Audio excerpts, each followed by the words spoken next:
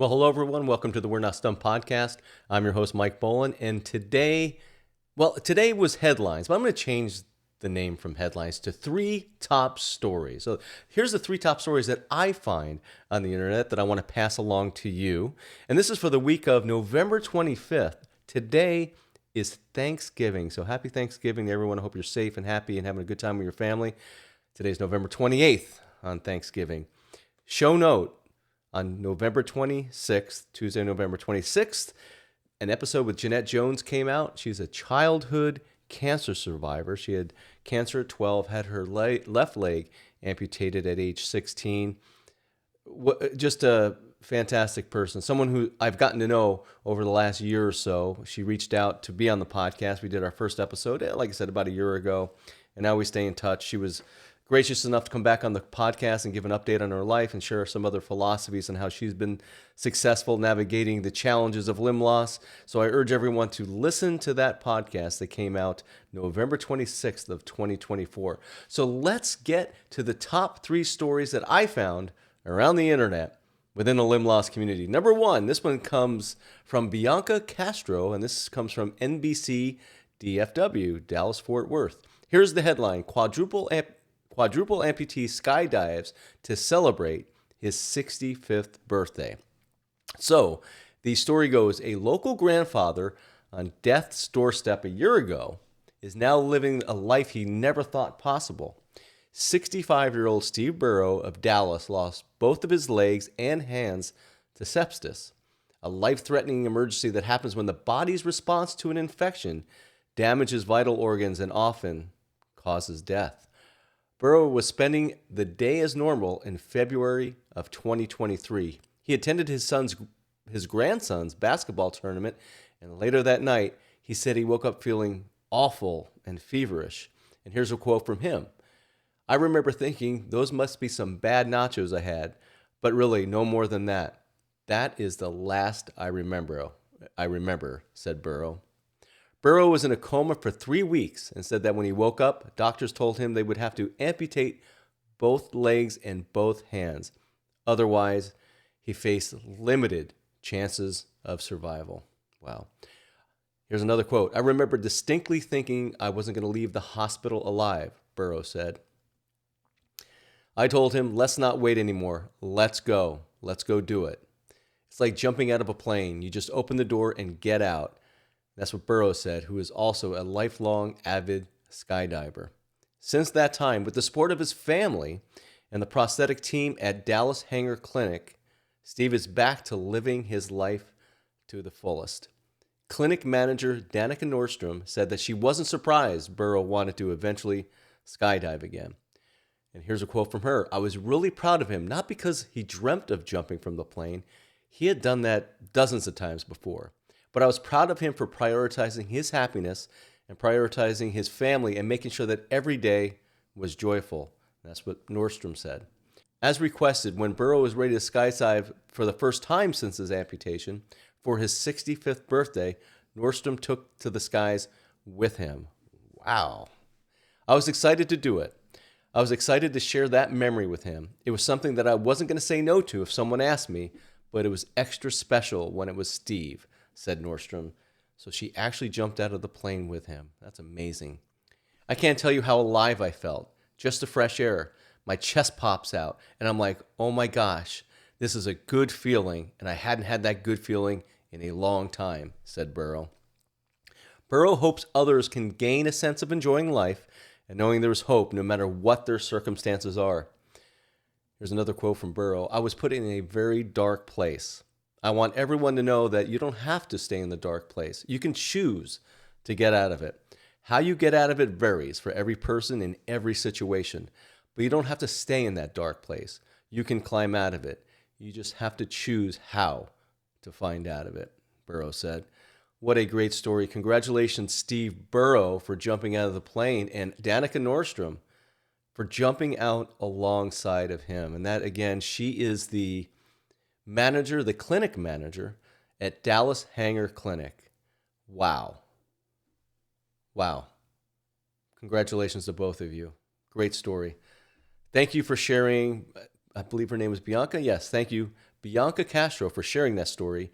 Again, she's at NBC DFW, Dallas Fort Worth. If you want to see that story, you can go to that website, Dallas Fort Worth, NBCDFW.com, I believe it is. There's Channel 5 there, but you can take a look at it. Excellent story. Thank you for sharing. So, top story number 2, and this one comes local. This comes out of Fox 10 Phoenix in Arizona, and this comes courtesy of Lindsay Regas. And the headline goes, "Nurse adjusts to having his foot amputated from bacterial infection as he waits for a prosthetic." And the story goes, Ed Rivas contracted contagious bacterial infection and had to have part of his leg amputated. Rivas has been a nurse for 15 years, so he's used to helping others, but now the tables have turned and he needs the community's help. Everything is different. Everything is different, Ed said. This summer, Rivas cut his foot on a beach in Florida. He says there was no signs of an infection until he returned home days later. "We went to the emergency room, and within a couple of hours, they're like, 'Ed, you're septic,' meaning the infection was in his blood. 'And we need to admit you and start you on multiple IV antibiotics.'" Ugh. That's when doctors told the father of 2 he had MRSA. He underwent 3 surgeries, but that did not stop the flesh-eating bacteria from spreading. Doctors told Ed his left leg needed to be amputated immediately. The doctor had stepped out for a minute, and I asked my wife, "Hang on, did I hear him right? Did he say we have to take my foot?" And she said, "Yeah." And that's a quote from Ed. Ed spent 15 days in the hospital. His recovery has taken longer than he anticipated. And he said, everything is difficult. He's learning, he's leaning on his family to get him through this challenge. "My boys and my wife, they could not have been better," Ed said. Ed is eager to get back to work, get back to his routine. "I keep teasing them. I'll get my prosthetic on Wednesday and I'll go back to work on Thursday." However, there are a few hurdles that he has to get through first. For one, being able to afford a prosthetic leg. Absolutely, understood there, Ed. With no income for the last 4 months, money has been tight. It's hard asking for help, you know. I don't know if that's because I'm a nurse or just what it is. Maybe it's just because I am who I am, he said. Ed is hoping to raise enough money to buy a prosthetic leg and to pay off some medical bills.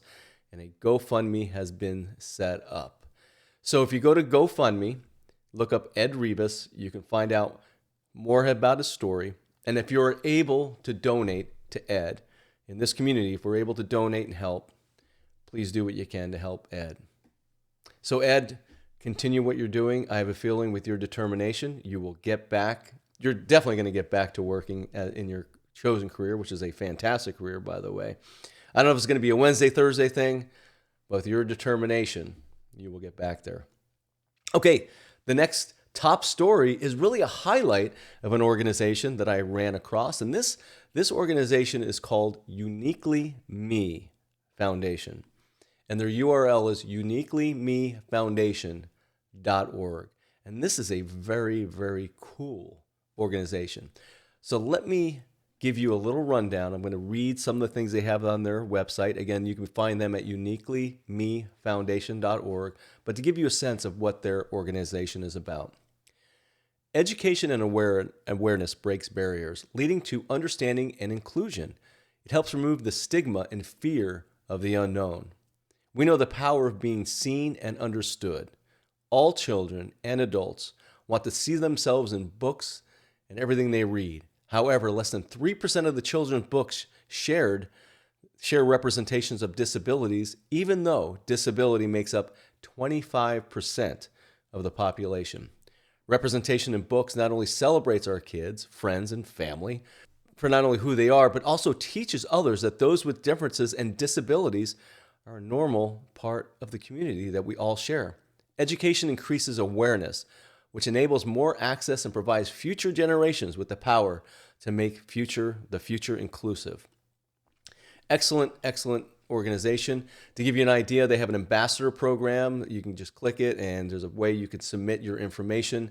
They have a form on here. So there's a way you can request a presentation, and presentations to schools, classes, youth groups, and professionals is a powerful way to raise awareness through education. You can volunteer. And what they say right away is, we love our volunteers. There are many ways you can get involved. So if you'd like to volunteer for this organization, go to the Connect With Us and the Ambassador program as well. New family support. This is extremely important. I can tell you, as someone who was born with limb difference, sometimes families, well, back in my day, my family was shocked to find out their kid had one hand. I think nowadays it's a little bit different, but still, the family needs support. And what they say is, are you new to our community? Reach out for support. There's a request for books in schools, and of course, there's a way to donate. So there's a lot of great things. You can share your story. There's an area where you can share your story on here. There's an About Us section that talks about Christina, who is the president and founder, Jordana, who is the treasurer and director, and Lauren, who is the secretary and director of this great organization. To give you one last piece of information about the Uniquely Me Foundation, I'm going to read this from their About Us section. Our hope is to help new families on the journey of limb difference. We are here to help raise awareness and to give families, friends, and individuals with TAR and limb difference a place to come together and share their stories, find resources, and information. Welcome to the uniquely awesome community. Congratulations to everyone in that organization for doing the right thing. Continued success to you, and I hope nothing but the best. Again, you can find them at Uniquely Me Foundation. So that's it for top stories for the week of Thanksgiving, if you can believe that. What is that? November 25th. This is the week of November 25th. Thank you so much for listening, and listen, do me a favor. Like, share, subscribe, whatever you want to do. However many I can say on the four fingers I have. Like, share, subscribe, and tell a friend. There you go. Nothing like word of mouth. That still helps every once in a while. And above everything else, I say it to end every one of these podcasts on Thursday, but above everything else, everyone, have a great week.